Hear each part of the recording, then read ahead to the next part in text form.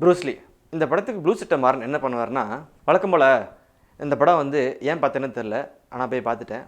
அவங்க ஏன் எடுத்தாங்கன்னு தெரில, அதுதான் அவங்கள்ட்ட கேட்கணும். முக்கியமாக வந்து இந்த கதையில் வந்து லூசு ஹீரோ, லூசு ஹீரோயின் மட்டும் இல்லை, லூசு டைரக்டும் போல். இந்த படத்துக்கு பிரசாந்த் என்ன பண்ணுவார், அதாவது பார்த்தீங்கன்னா ஒரு படத்தில் வந்து மைனஸ் இருக்கும், மைனஸ் இல்லாமல் ஒரு படம் இருக்காது. அதிலே வந்து மைனஸே படமாக இருக்கும்போது அது படம் எப்படி இருக்குன்றத உங்களுக்கே தெரிஞ்சிருக்கும். அப்புறம் முக்கியமாக பார்த்தீங்கன்னா இந்த பெண்மையை வந்து நம்ம வந்து ஒழுக்கமாக காமிக்கணும் அப்படிங்கிற சமுதாய கருத்து ஒன்று இருக்குது.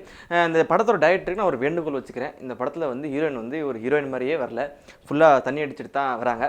அதை கொஞ்சம் தவிர்த்துருக்கலாம். இந்த படத்துக்கு செல்ஃபி ரிவ்யூ என்ன பண்ணுவார்னா, இந்த படத்தெல்லாம் போய் நீ ஏன் பார்த்த ஏன் பார்த்த ஏன் பார்த்த ஏன் பார்த்த ஏன் பார்த்த முட்டிக்க முட்டிக்க முட்டிக்க முட்டிக்க. இந்த படத்துக்கு ஸ்மைல் செட் என்ன பண்ணுவாங்கன்னா, இந்த படத்துக்கு கூட்டு போவியா கூட்டு போவியா கூட்டு போவியா கூட்டு போவியா கூட்டு போவியா போடா போடா போடா போயிடா போயிடா. அப்போ இந்த படத்துக்கு ரிவ்யூ ராஜ் என்ன பண்ணுவான்,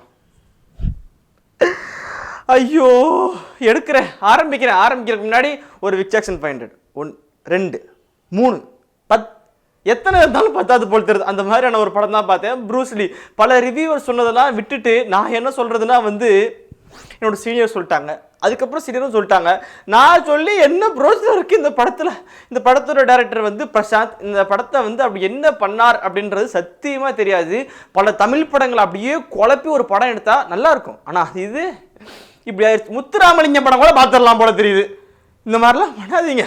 இந்த படத்தோட கதை என்ன அப்படின்னு கேட்டோம்னா, இந்த படத்தோட ஹீரோ ப்ரூஸ்லி நம்ம ஜிவி பிரகாஷும் அப்புறம் வந்து நம்ம பாலசரவணனும் வந்து ஃப்ரெண்டாக இருப்பாங்க. ஹீரோயின் வந்து 2 பேர் இருப்பாங்க. ஹீரோயின் வந்து எப்படி இருப்பாங்கன்னா, இங்கே வா கிட்ட வா, டக்குன்னு வா.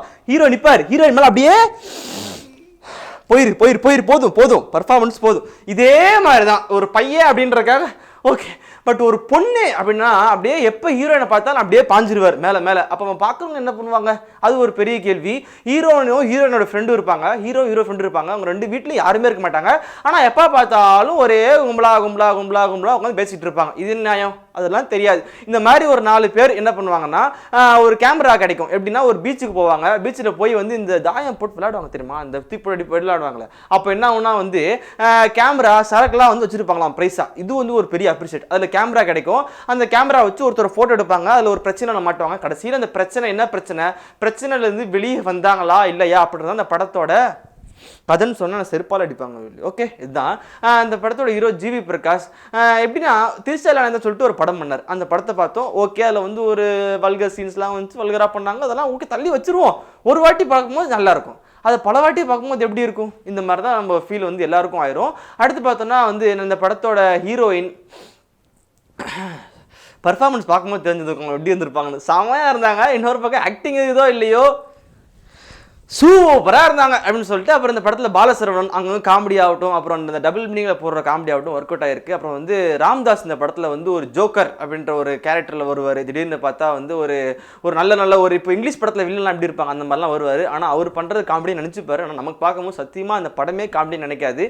எப்படின்னா ஒரு படத்தை கலாய்க்கிறது ரொம்ப ஈஸியான ஒரு விஷயமா போயிடுச்சு. மிஸ்டர், எப்படி நீங்கள் ஒரு படத்தை கலாய்க்கலாம்? அதெல்லாம் அந்த படத்துக்கெல்லாம் எவ்வளோ பெரிய இது இருக்குது தெரியுமா அப்படின்லாம் நம்ம சொல்லலாம். ஆனால் அதையும் தாண்டி ஒரு சில படங்கள் நம்ம கலாய்க்கலாம். ஒரு சில படங்களில் ஒரு 3 பேர் உட்காந்து கலாய்ப்பாங்க, வச்சு செய்வாங்க, இப்படிலாம் டான்ஸ்லாம் ஆடி பண்ணுவாங்க. பட் நம்ம என்ன பண்ணோம் அப்படின்னா வந்து இந்த படத்தை தானாகவே கலாய்ச்சி தானாக வாங்கிக்கும். நம்ம எதுக்கு போய் பேச வாங்கி கொடுத்துட்டு அப்படி நம்ம பார்த்தோன்னா நம்மளை கலாய்க்கிறாங்கன்னு நினச்சி அவங்களும் கலாய்ச்சிக்கிறாங்க. இந்த படத்தோட ஒரு விரிவாக்கம். அடுத்து இந்த படத்துக்கு ஒரு பெரிய ப்ளஸ்னா சத்தியமாக எந்த இடத்துலையும் ப்ளஸ்ஸே இல்லை. பக்கத்தில் ஒருத்தர் உட்காந்து அவர் சொன்னார் ஒரு சீக்வன்ஸ் என்னன்னா, ஒரு சீக்வன்ஸில் வந்து சிடியில் படம் போடுவாங்க. தமிழ் படம் எல்லாத்தையும் வாங்கிட்டு வா போகிறோம்னாங்க. அது இல்லையாவது நல்ல படம் போடுங்கடா அப்படின்னு சொல்லிட்டு ஒரு கவுண்டர் வந்துச்சு. இந்த படத்தை விட இந்த கவுண்டருக்கே செம்ம அப்ளாஸ் வந்துச்சு. ஸோ அந்த மாதிரி இருந்துச்சா இந்த படம். இவ்வளோதான் நம்ம கழுவி ஊற்றினாலும் ஒரு சில படங்களை பார்க்கும்போது நல்ல படமாக இருக்கும், தரமான படமாக இருக்கும், ஓடி இருக்காது. ஏன்னா ப்ரமோஷன் காரணமாக இருக்கும். சில படங்கள்லாம் வந்து எதுவுமே இருக்காது, பட் சம்மோட ஓட்டம் ஓடி இருக்கும். எதுக்காகனா ப்ரமோஷன் செம்மையாக இருந்திருக்கும். அந்த வகையில் தான் ஒரு படம் பண்ணுறோம். ஓகே, நிறைய லாஜிக் மிஸ்டேக். என்ன இப்போ லாஜிக்கே இல்லாமல் ஒரு படம் எங்கிருந்து நான் கண்டுபிடிப்பேன்? ஒரு மிஸ்டேக் 2 மிஸ்டேக்னா பரவாயில்ல, பல மிஸ்டேக். எப்படி ஹீரோயின் சரக்கு அடிச்சிடன்றோம், சம போதையில் இருக்கணும், ஹீரோயின் அப்படின்னும் இப்படின்னும். அப்போ பெண் கலாச்சாரம் பிரசாந்த் சார் கேட்குற மாதிரி தான் இந்த வார்த்தை இருக்கும். அது நான் எங்கே போவேன்.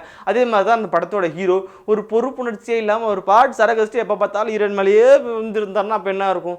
ஒரு படம் அப்படிங்கிறது எல்லாருக்கும் ஒரு பாடமாக இருக்கும். அதனால் ஒரு படத்தை பார்த்தோன்னா ஏதாவது ஒரு விஷயம் தெரிஞ்சுக்கிட்டு நம்ம வெளியே வரது தான் ஒரு படம். எதுவுமே இல்லாமல் இந்த படத்தை எதுக்கு 100 ரூபா கொடுத்து பார்த்தோம் அப்படின்னா இந்த அப்படி ஃபீல் பண்ணுற ஒரு படமாக தான் ஓகே அப்படின்னு சொல்லிட்டு நம்ம எதுக்கு ரொம்ப ரிஸ்க் எடுத்துகிட்டு முடிச்சுப்போம். அப்புறம் ஜிவி பிரகாஷ் மியூசிக் வேறு இந்த படத்துக்கு பண்ணியிருக்காரு. என்ன பண்ணார் அப்படின்னா தாரு டப்பாருன்னு ஒரு பாட்டு சிம்பு பாடி இருந்திருப்பார். அந்த பாட்டு கேட்டால் ஆடி இருந்தார். அதுக்கப்புறம் மற்ற பிஜிஎம் மட்டும்லாம் ஓகே அப்படின்ற மாதிரி தான் இருந்துச்சு. ஓவராலாக இந்த படத்தை போய் ஃபேமிலியோட எப்படி சொல்கிறது, இதெல்லாம் ஃப்ரெண்ட்ஸோட ஓகே, லவ்வரோட ஓகே, ஆனால் லவ்வரோட இந்த மாதிரி போய் ஏதோ ஒன்று இந்த படத்தை வந்து எந்த ஒரு திருட்டு விசிலும் பார்க்காம தியேட்டரில் போய் பாருங்கள். ஏன்னா நான் போய் பார்த்தல நான் பெற்ற இன்பம் நீங்களும் பெற வேண்டும், அதுக்காக தான் இந்த படத்தை சொல்கிறேன். ஸோ மறக்காமல் இந்த படத்தை போய் நீங்கள் தியேட்டரில் பாருங்கள். இப்போ என்ன பண்ணோம் அப்படின்னா கீழே லைக் இருக்கும் பண்ணிடுங்க, டிஸ்கிரிப்ஷன் இருக்கும், கிளிக் பண்ணிங்கன்னா கீழே நாங்கள் இந்த படத்தோட லிங்க்லாம் நாங்கள் கொடுத்துருப்போம், நீங்கள் பார்த்து வந்துருக்கலாம். முக்கியமாக கமெண்ட் பண்ணுங்கள். மறக்காமல் எங்கள் சேனலை சப்ஸ்கிரைப் பண்ண மட்டும் மறந்துடாதீங்க. திரும்பி நான் போய் படம் பார்த்தேன்னா இட்ஸ் வில் கான்.